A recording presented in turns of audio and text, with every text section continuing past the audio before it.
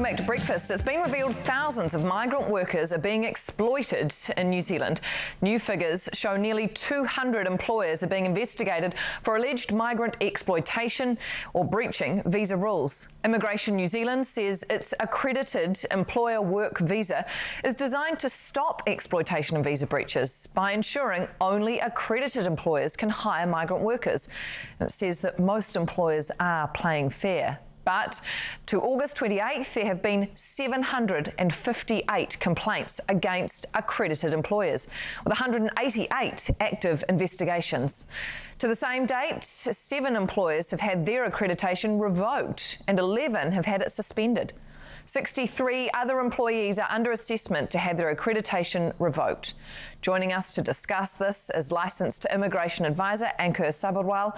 Ankur, I'd like to ask you, how have we got to this situation that accredited employers are the ones that are being investigated? Yeah, morning, Anna. The employers are being investigated because their documentation wasn't verified earlier. So what's happened is that TVNZ has used this approach of, I call it a high trust model, where they are just trusting the employers. And mind you, a lot of these employers are good employers, but then there are bad actors as well. So if they're accredited, have they actually been through a check? No, this is the problem. TVNZ calls it the light touch. So you submit your documentation. Some of my accreditation applications have been approved in less than 2 hours. These are not, I don't believe that, there is any human intervention there. I think they're using artificial intelligence. Their systems are actually deciding. So some of these employers have actually had 1 staff or 2 staff in the past. All of a sudden, they want to hire 5 more staff, 10 more staff. Nobody is asking, why do you need all these workers all of a sudden? Can you actually afford to pay? TVNZ is not looking at their bank statements or their financial statements, so there are no checks going on. This is precisely why we are in the mess that we are. I was here in May, and at that time I was talking about visitor visas, and I was saying the problem is we don't know who we are letting in, and this is quite similar. We're not doing any checks. Now, you know hardly any checks. Immigration New Zealand also know that their own system is bad, right? Like, they've submitted their own tests. This is a recent column, just a couple of days ago. It was on Stuff. TVNZ staff, immigration officers are now contacting media because, they believe that they've been put under pressure. They've contacted media. They've said that, look, we've been asked to ignore criminal convictions in cases of work visa holders. We've been asked to approve applications without checking attachments. Immigration officers tested this for themselves. They concocted a dummy visa application.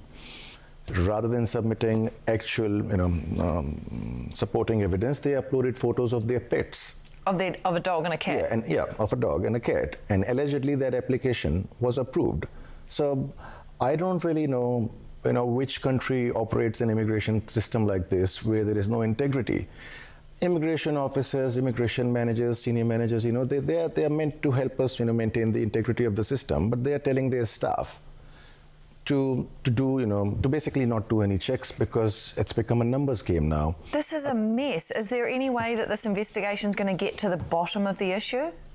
Well, that really depends on the Minister of Immigration. I think it's time that he goes back to TVNZ and says, look, this low-touch policy, this high-trust model isn't working.